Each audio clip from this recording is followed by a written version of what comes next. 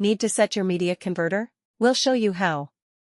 Take TFC100A and TFC100B as examples. A and B must be paired up for proper functioning. Step 1. Connected power source. Connect the media converter to power source using power adapter. Power indicates solid green that the adapter is working properly.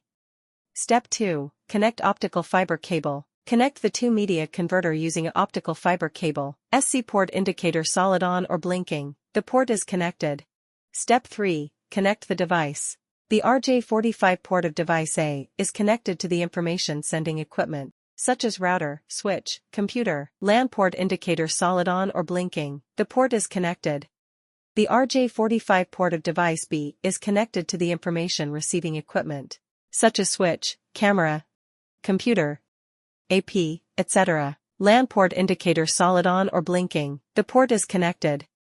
SC port indicator and LAN port indicator are blinking that the port is transmitting or receiving data. SC port indicator and LAN port indicator are solid on that the port no data is being transmitted. Thank you for your support.